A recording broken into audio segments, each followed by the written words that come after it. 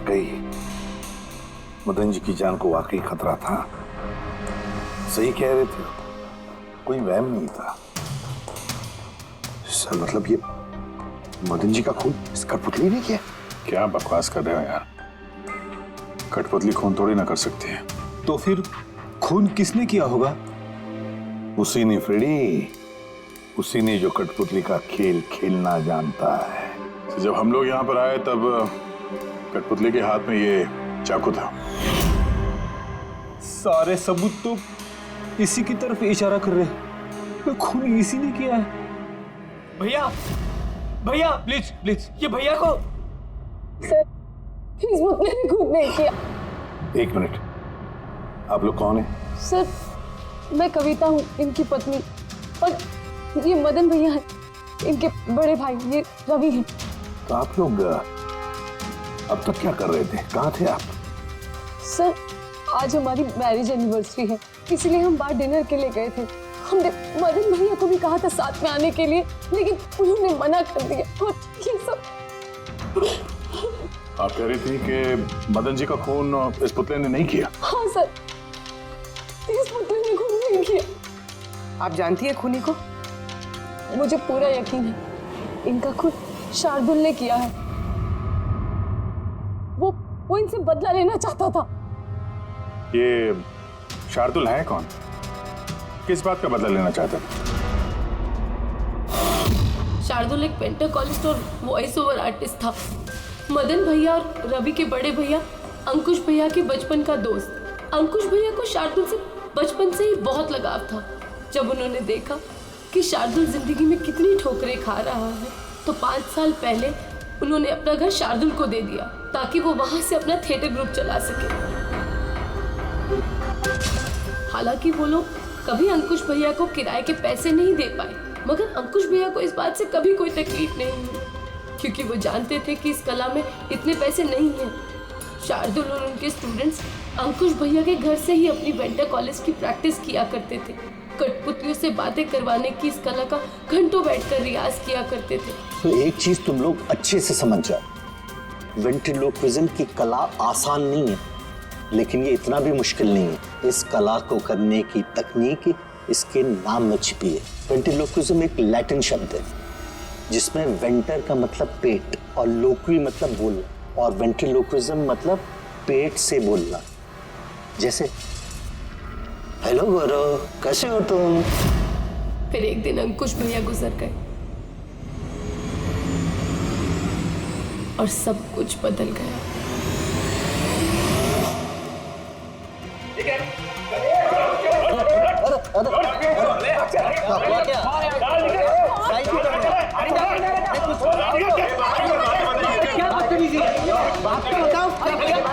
चाहिए क्या? रवि, मदन, इधर क्या हो रहा है? क्या हो रहा है? ये जो इतने वक्त से तुम्हारी मुफ्तखोरी चल रही थी ना, आज से बंद हो रही। हमने यहाँ कोई धर्मशाला नहीं खोल रखी। लेकिन मदन, अंकुश ने तो कहा था। कौन अंकुश? जो मर गया वो जिंदा नहीं है, दुनिया में नहीं है। आज तक उसके तरीके से चलता था, अब मैं हूँ, मेरे तरीके से चलेगा। सुना तुमने? चलो जगह खाली करो। रवि, समझा अपने भाई को। वो क्या समझाएगा मुझे? मैं समझता हूँ ना सब कुछ। और अगर यहाँ रहना ही है तो किराया देना पड़ेगा। किराया? हाँ किराया। कितना किराया देना होगा? मैं 4 लाख। 4 लाख? मगर 4 लाख तो हमारे पास नहीं है। नहीं है तो खाली करो, वरना पुलिस को बुला के तुम सबको जेल में भिजवा दूंगा। वहां पर रहने का कोई किराया भी नहीं देना पड़ेगा। मदन, हमें कुछ मोहलत दो, हम इतनी जल्दी कहाँ जाएंगे? मोहलत कुछ नहीं मिलेगी। बहुत सुन लिया मैंने, बहुत देख लिया तुम लोग का तमाशा। निकलो निकलो यहाँ से। अरे 1 मिनट, जब तक आज तक का तुम किराया मुझे नहीं देते, ये जो सामान तुम्हारा पड़ा है ना, और ये क्या है, कठपुतलियाँ, वो सब मेरे कब्जे में रहेगी। अगर तुम ये भी हमसे छीन लोगे तो हम तुम्हारा किराया कैसे चुकाएंगे? वो मैं नहीं जानता। सर ऐसा मत कीजिए सर, हम आपके सारे पैसे चुका देंगे सर, प्लीज। सर आपको ये सब बेजान कठपुतलियां लगती हैं, मगर हमारी जिंदगी बसी है इन सब में। ए भाई ट्रेजेडी किंग, ये सब तुम्हारा मेलोड्रामा है ना, मेरे अंकुश भाई के साथ चलता है, मेरे सामने नहीं। और ये क्या? 4 लाख रुपया कमा के देगी। ये कठपुतलियां, अरे 4 लाख क्या, 4,400 रुपये भी कमा के नहीं दे सकती है। जानते हो क्यों? क्योंकि ये कला खत्म हो चुकी है, जीरो। ये तुम्हारे गुरु है ना कौन, शार्दुल, उसकी तरह किसी काम की नहीं है। लूजर है, लूजर ये। चले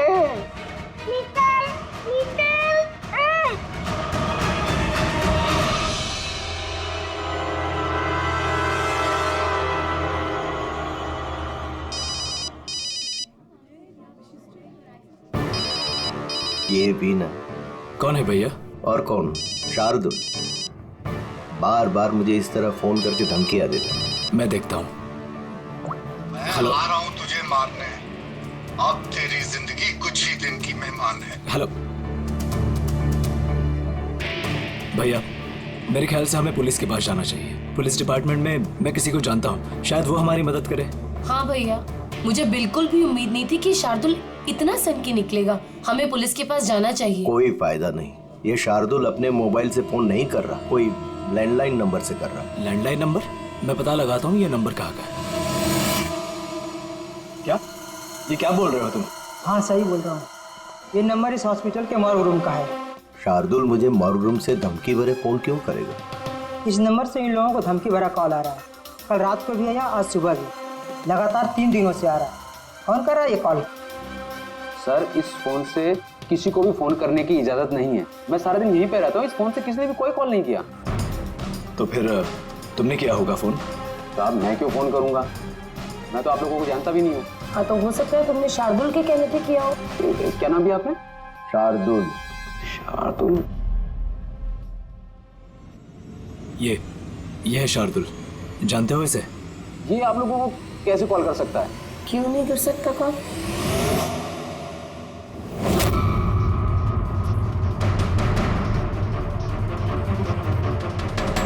ये कैसे हो गया? शार्दुल, 3 दिन पहले इनकी मौत हो चुकी है, तो फिर ये फोन कैसे कर सकते हैं? पर इनकी मौत हुई कैसे?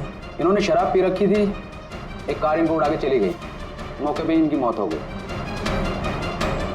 अगर ये यहाँ मरा पड़ा है तो मुझे धमकी भरे फोन कौन करता था?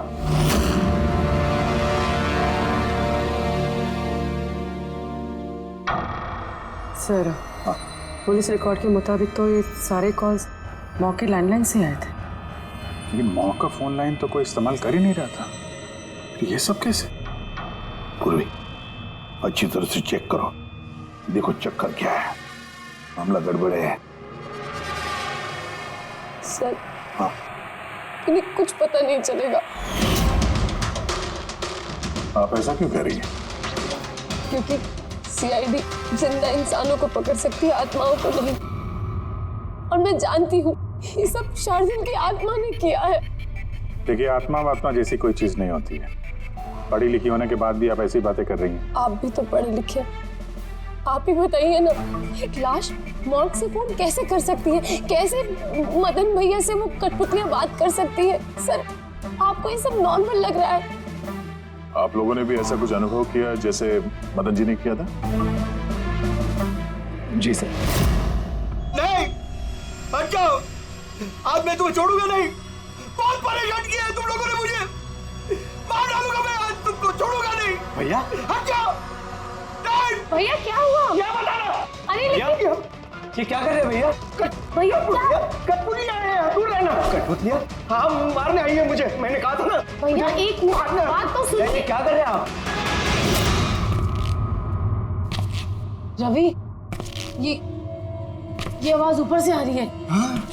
लेकिन ऊपर तो कुछ भी नहीं है, बस स्टोर रूम है और एक बंद पड़ा हुआ कमरा है। Store room?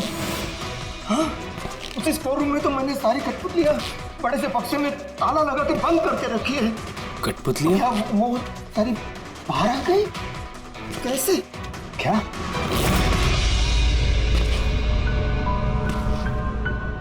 भैया, आप अब डरिए मत। आइए ऊपर चलिए। रवि, लेकिन चलिए आराम से। संभल के।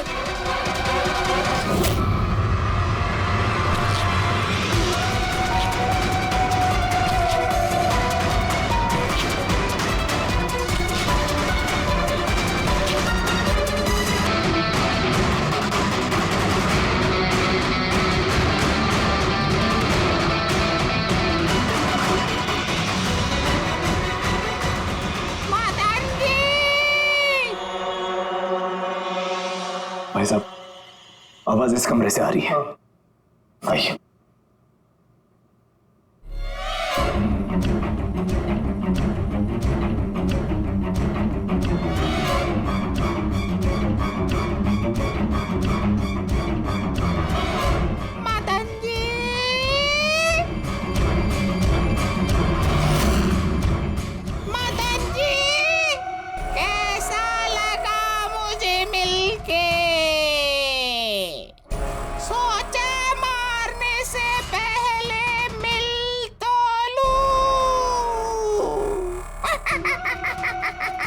मैंने कहा था बातें करते हैं। सर, मदन भाई साहब ने सभी कठपुतलियों को बक्से में बंद करके रखा था, लेकिन पता नहीं ये कठपुतलियां कहाँ से बाहर आ रही हैं। हमें वो बक्सा भी देखना है और वो कमरा भी जहाँ पर लोगों ने वो कठपुतली देखी थी। कहाँ है? सर, दोनों कमरे ऊपर ही है सर। चलिए दिखाइए। आइए सर।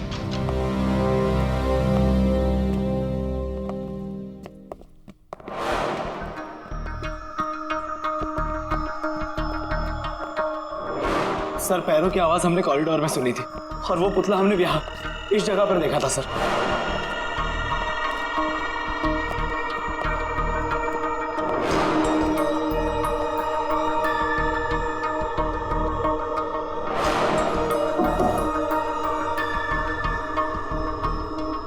ये कमरा एकदम खाली क्यों है? सर, मैंने सोचा था कि यहाँ पर ट्रेडमिल और बाइसिकल रखूंगा और थोड़ी एक्सरसाइज करूंगा, पर कभी टाइम ही नहीं मिला।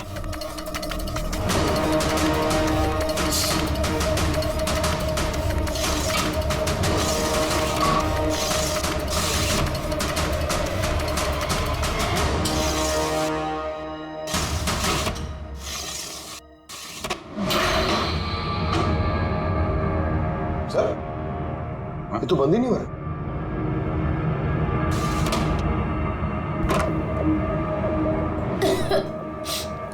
आइए सर। सर, यही वो पेटियां हैं जिनमें कठपुतलियां बंद थी। इसे लाइट ऑन करना। जी।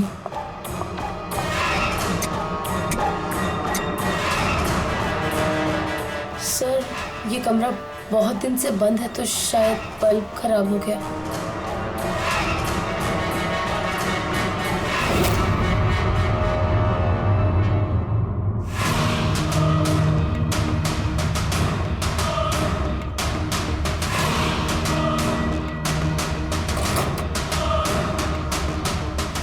सर, सारे पेटियों पे ताला लगा है।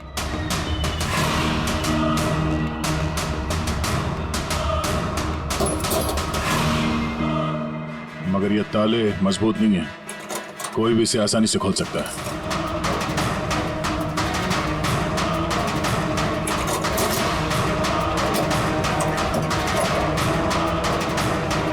इतने सारे पुतले,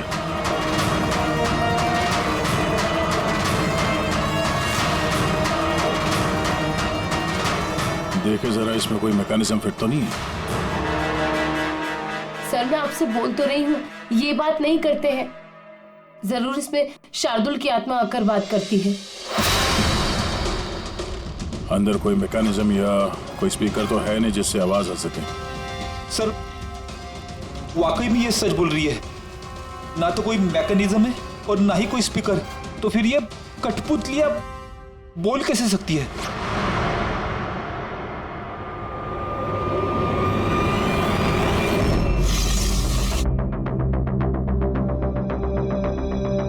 लॉक खराब है? लॉक खराब है सर। यहाँ से तो कोई भी आसानी से अंदर आ सकता है। सीढ़ी वीढ़ी लगाए या बाइक वाइक लगाए तो भी आसानी से ऊपर आ सकता है। और जो भी कोई आसानी से इस कमरे में आ सकता है वो बक्से में बंद पड़े कठपुतलियों को उठाकर बाहर ले जाकर कहीं भी रख सकता है, जैसे यहाँ रखा था तुम लोगों को डराने के लिए। सर, मतलब कोई आत्मा नहीं है? अरे छोड़ो, आत्मा कभी होती ही नहीं है। ये तो वही हो सकता है जिस घर का चप्पा चप्पा जानता है, चप्पा चप्पा जानता है, और तो और कठपुतलियों के बारे में भी अच्छी मालूमात रखता है। और ये हो सकते हैं शार्दुल के स्टूडेंट्स। शार्दुल के स्टूडेंट्स पता लगाना पड़ेगा ये शार्दुल के स्टूडेंट्स इस वक्त है कहां और कर क्या रहे हैं। हाय, मेरा नाम है फ्रीडा। मेरा नाम दीपेश। मेरा नाम है तरल। और मेरा नाम है लोचन।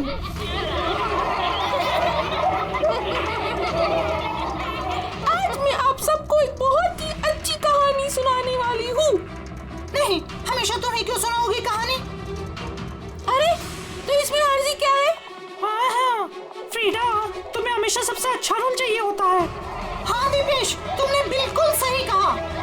मेहनत हम करते हैं और फेमस तुम होती हो। तुम्हारी कठपुतली का भी यही कहना है। सर, समझ में नहीं आ रहा सर, ये कठपुतली बात कैसे कर रही है? अरे पंकज, एक कला है आवाज बदलने की कला। इसे कहते हैं वेंट्रिकुलिज्म। बिल्कुल, बात तो यही लोग कर रहे हैं, लेकिन लगता है कि ये आवाज कठपुतली के मुंह से निकल रही है। मगर सर, ये लोग कहाँ बात कर रहे हैं? देखिए ना, इनके तो मुंह भी नहीं चल रहे। देखो, मैं कह रहा हूँ मैं सबसे बेस्ट हूँ। यही तो कला है पंकज, बिना मुंह खोले इतनी साफ आवाज में बात करना। आवाज यहाँ पेट से निकलती है। वो आत्मा भी इसी कला की पैदाइश थी। उन पुतलों ने इसी कला के जरिए मदन जी से बात की थी और वो न्यूज रीडर्स ने भी। मगर सर, ये लोग तो कठपुतलियों को ऐसे हाथ से हिला रहे हैं सर। हाँ, तो ऐसे ही तो होता है प्रत्येक शो में। मगर सर, मदन जी ने वो पुतला देखा था, उसे तो कोई हाथ से नहीं हिला रहा था, नहीं कोई बात कर रहा था ऐसे। शायद कोई मैकेनिज्म फिट किया होगा उन पुतलों में जो किसी रिमोट कंट्रोल से ऑपरेट होता होगा। सर, मगर रवि ने बोला था कि उसके अंदर कुछ भी नहीं था, कुछ भी नहीं था। साउंड मैकेनिज्म नहीं मिला था, लेकिन उसके सर के अंदर कोई मैकेनिज्म था जिसकी वजह से उसका सर और मुंह हिल रहा था, जो शायद रवि को दिखा नहीं। ऐसी कठपुतलियां बनाना शार्दुल या उसके किसी स्टूडेंट का ही काम हो सकता है, जो मदन जी के घर का चप्पा चप्पा अच्छी तरह से जानता है। इन्हें पता होगा उस लड़की के बारे में जिसका लाश टूटा हुआ था। घर में घुस के जगह जगह कठपुतलियां लगाना और उनसे बातें करवाना तो इनके बायत का खेल है। मगर सर, मॉर्ग से इन लोगों ने कॉल कैसे किया? सर, सर पता चल गया कि मॉर्ग रूम वाले फोन कैसे आ रहे हैं। कैसे? सर, इसके लिए स्पूफिंग सॉफ्टवेयर का इस्तेमाल किया गया। Spoofing software? ये क्या होता है? सर, अभी बताती हूँ।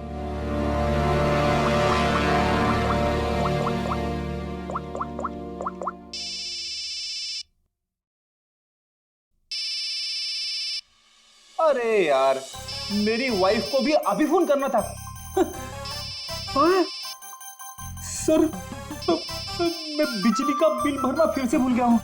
शायद बिजली कट गई होगी। डांटने के लिए मुझे फोन किया होगा। फोन उठाऊं क्या? ले लो, जाओ जल्दी बात करो। हेलो, हाँ, मैं घर आने से पहले बिजली का बिल भर दूंगा। क्या फ्रेडी सर, इस बार बिजली कट ही जाएगी। अरे पूर्वी, तुमने फोन किया? मगर ये तो मेरी वाइफ का फोन नंबर है। पूर्वी, ये कैसे किया? सर, ये तो स्पूफिंग सॉफ्टवेयर का कमाल है। फोन कहीं से भी करो, नंबर वही दिखाओ जो आप चाहते हो। ये सॉफ्टवेयर तुम्हें मिला कहाँ से? सर, साइबर यूनिट से लिया है। सर, इसकी मदद से सिर्फ नंबर ही नहीं बल्कि इंसान अपनी लोकेशन भी गलत बता सकता है। अरे बाप रे सर, ये तो बड़ा खतरनाक सॉफ्टवेयर है। हाँ, खूनी ने मॉर्ग का नंबर इसलिए चुना ताकि हमें लगे कि ये सारा चक्कर शार्दुल की आत्मा का है। शार्दुल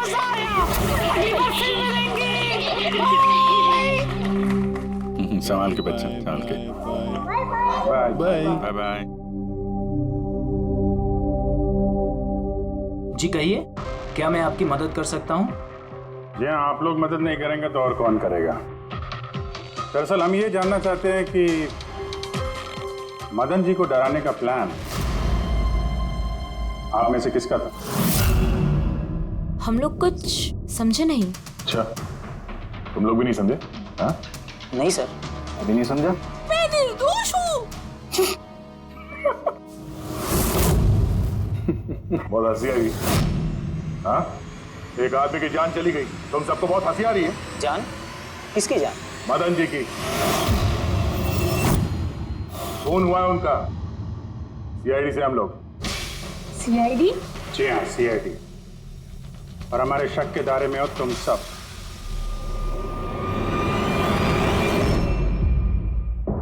कल तुम लोग कहाँ थे? मैं कल अपने दोस्त सलोनी के घर पे था सर। आप उसके घर वालों से पूछ सकते हैं। और तुम कहाँ थे? सर हम, मेरा मतलब लोचन और मैं एक शो के लिए गए थे पुणे। आज सुबह ही लौटे हैं हम। पुणे? कैसे गए थे पुणे? रेडियो कैब से। आई हैव द इंफॉर्मेशन, आप चेक कर सकते हैं। ये लीजिए। क्या हुआ?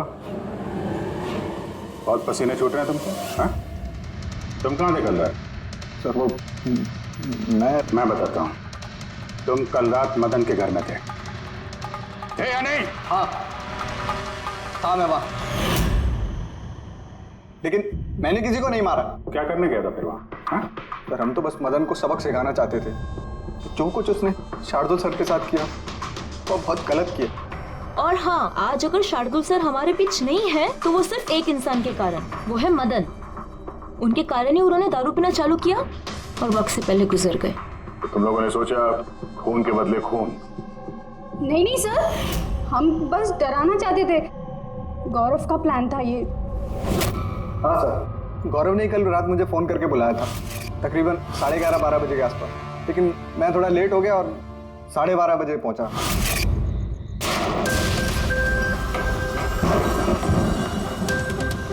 आज तो वैसे ही बहुत लेट हो गया, मार ही डालेगा गौरव मुझे।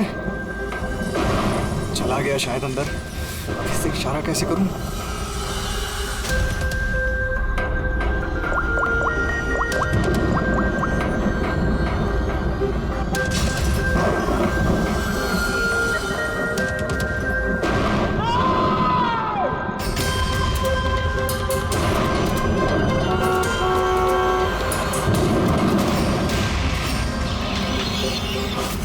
गड़बड़ तो हुई ना?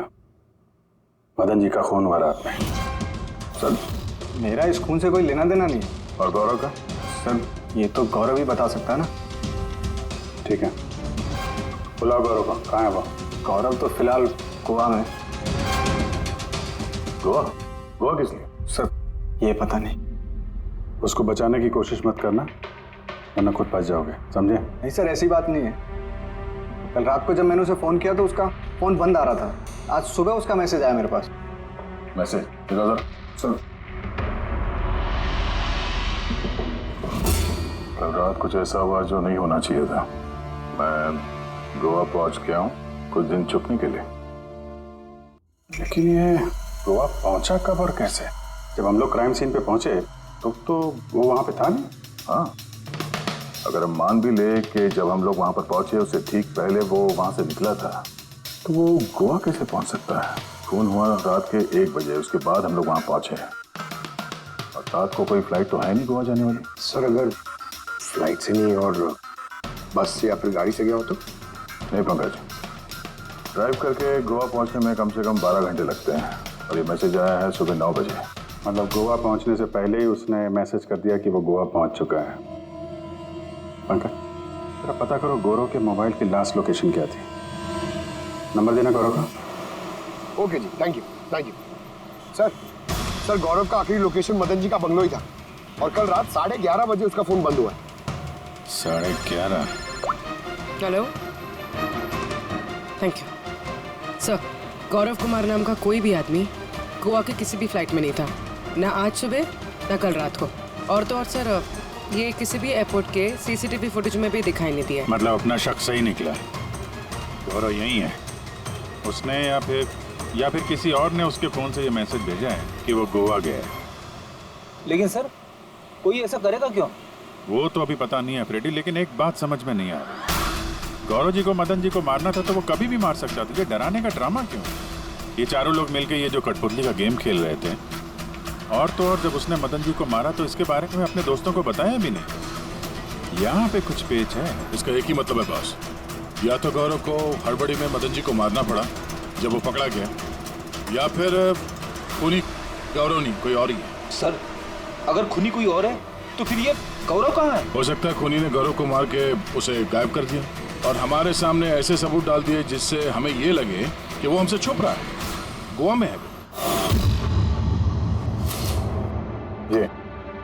ये लॉक टूटा हुआ है। इसी खिड़की से गौरव और उसके साथी अंदर आते थे मदन जी को डराने के लिए। अगर ये गौरव कल रात यहाँ पे आया था और उसके बाद से गायब है तो हो सकता है उसके साथ जो कुछ भी हुआ यही हुआ। अगर यहाँ उसके साथ कुछ हुआ है तो कुछ ना कुछ ट्रेसेस तो मिलने चाहिए। ल्यूमिनेंट टेस्ट करके देखते हैं। पूर्वी सर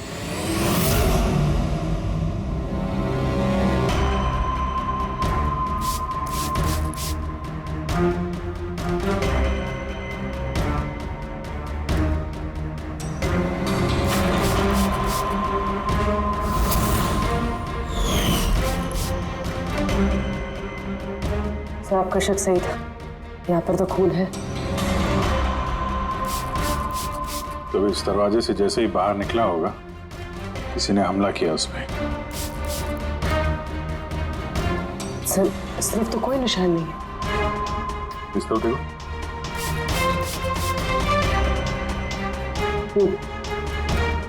आगे देखो।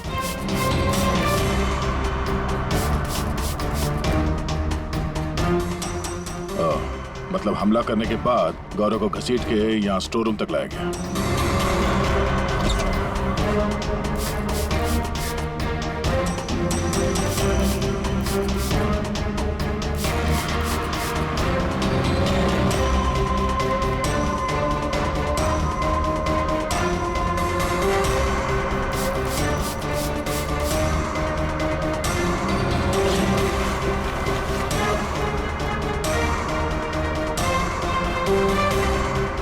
सर खून की बूंदें तो यहाँ तक है, मतलब गौरव को यहीं पर। और हम लोग यहाँ पर आए और हमें पता भी नहीं चला। और अब यहाँ से गायब। लगता है अब बॉडी को ठिकाने लगा रहे होंगे इस घर के लोग।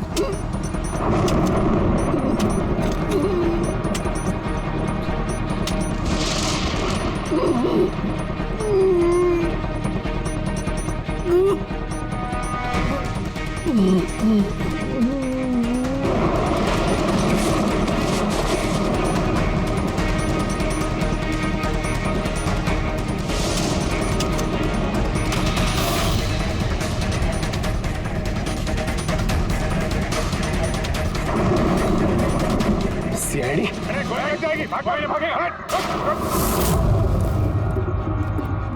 चलो पीछे। सर जिंदा है। ले जा जल्दी हॉस्पिटल। जिंदा दफनाना चाहते थे सर। हाँ लेकिन आपको कैसे पता चला कि हम लोग यहाँ पर हैं? आजकल मोबाइल के जरिए भी मुजरिमों को पकड़ लेते हैं हम लोग।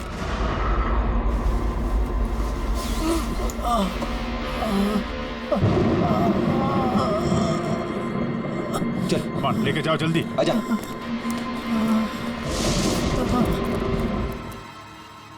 उस खुदगर्ज और लालची इंसान का मर जाना ही ठीक था। अंकुश भैया की मौत के बाद मदन भैया अकेले ही सारी प्रॉपर्टी हड़प जाना चाहते थे। हमें क्या मिलता? ठेंगा। हमने ये प्लान तब बनाया जब घर में वो कठपुतलियों वाले हादसे होना शुरू हुए। हम जानते थे सर कि कोई आत्मा वात्मा का चक्कर नहीं है, इसीलिए हम एक रात जागे ताकि इस कठपुतली के राज से पर्दाफाश कर सके। और फिर तुम लोगों ने गौरव को पकड़ लिया। हाँ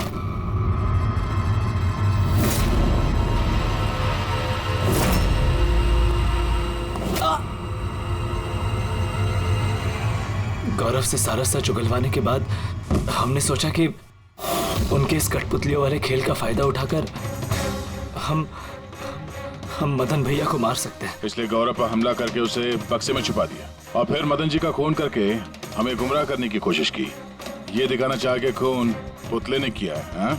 हमें मालूम था कि सीआईडी कभी भी आत्मा की कहानी और कठपुतलियों के खेल पर विश्वास नहीं करेगी और आपका सीधा शक जाएगा शार्दुल के स्टूडेंट्स पर, खास करके गौरव पे। और हमें गुमराह करने के लिए तुमने वो गोवा वाला मैसेज भेज दिया। हाँ, हमने सोचा कि आप पूरी जिंदगी भर गौरव को यहाँ वहाँ ढूंढते रहेंगे और हम उसे मारकर यहाँ दफना देंगे। पैसों के चक्कर में तुमने अपने भाई की जान ले ली। क्या करोगे इन पैसों का? अब ये पैसे ना तो तुम्हें जेल की सलाखों के पीछे जाने से बचा सकते हैं और ना शायद फांसी के फंदे से।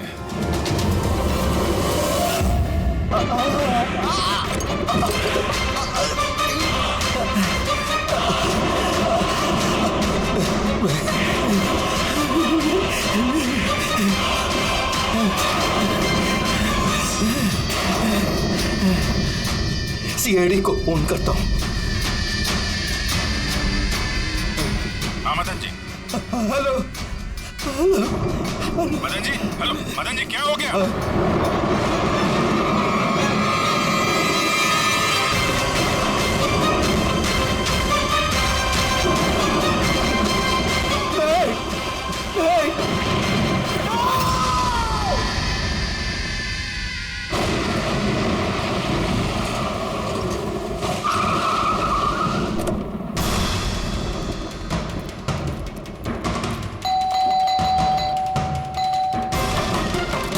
मदन जी,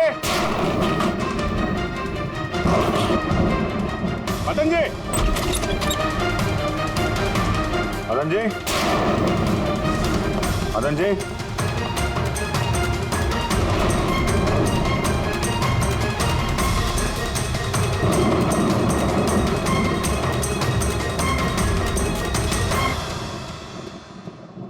तय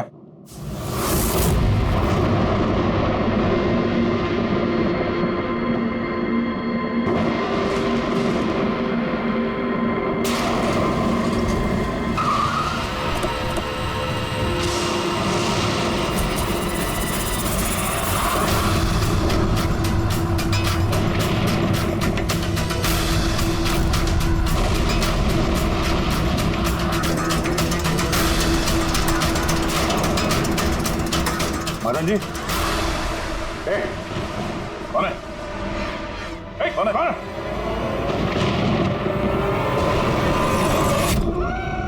ये क्या?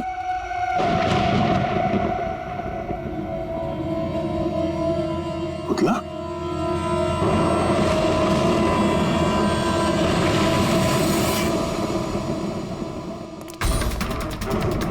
अभिजीत सर, आने में देर हो गई।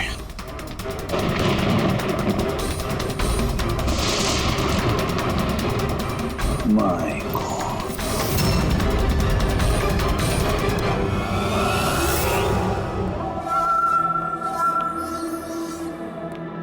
ये लीजिए। आराम से, आराम से।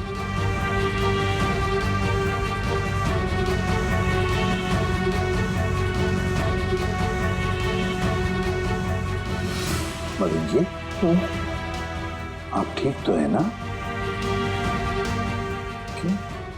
क्या हुआ आपको? कोई है? हाँ? मेरी जान लेना चाहता है। कौन? हर वक्त मेरे आसपास ही रहते, मुझे कभी अकेला नहीं छोड़ते। शायद इस वक्त भी मुझे देख रहे, सुन रहे। देखिए मदन जी, घबराइए मत, आपको कुछ नहीं होगा, हम लोग हैं ना। मदन जी, आप किसकी बात कर रहे हैं? कौन कौन आपके पीछे पड़ा हुआ है? पुतले, कठपुतलियां। कठपुतलियां? हाँ, नहीं मतलब वो टाइप की नहीं, मतलब जो बेजान हो, किसी के इशारे पे नाचे। ये कठपुतलियां बातें करती, मदन जी बोलती, खुद चलती फिरती।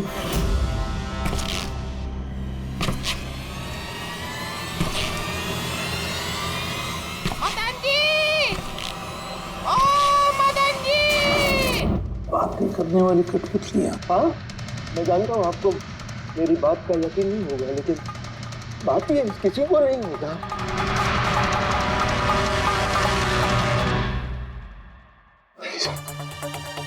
आपने ऐसी कठपुतलियों के बारे में सुना है? नहीं। जानते हैं कुछ दिन पहले मेरे साथ क्या हुआ था? उस दिन मेरा बर्थडे था। घर की बेल बजी, मुझे लगा मेरे दोस्त मुझे मिलने आए हैं।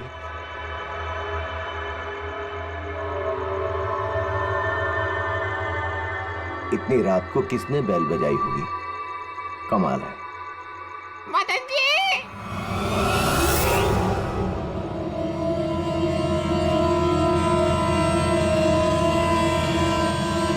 कौन? दिखाई नहीं दे रहा। मैं हूँ।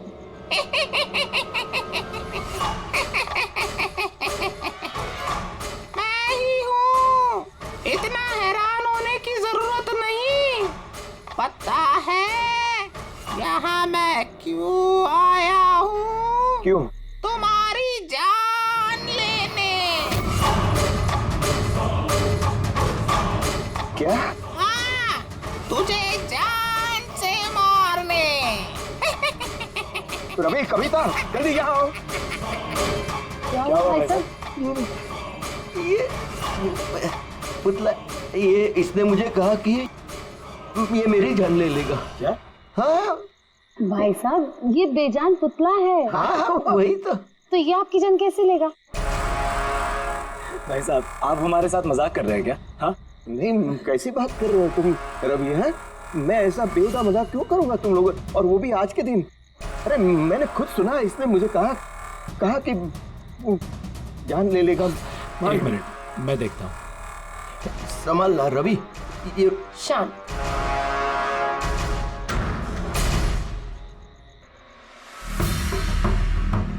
भाई साहब, लगता है शायद आपके साथ किसी ने मजाक किया। इस लकड़ी के पुतले के अंदर किसी ने शायद स्पीकर फिट किया होगा। चेक करो, कहीं स्पीकर होगा।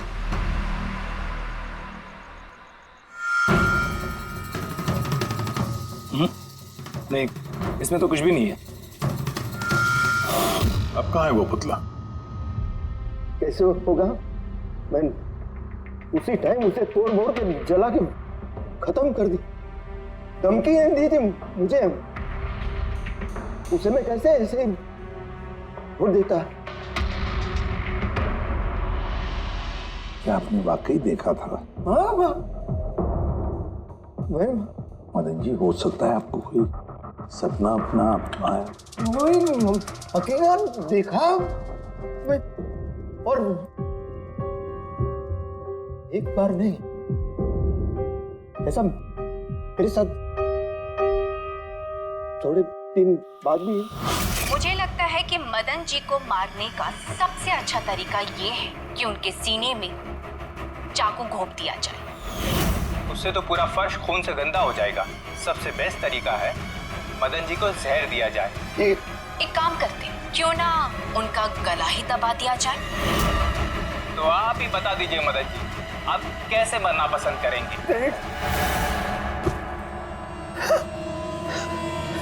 मदन जी!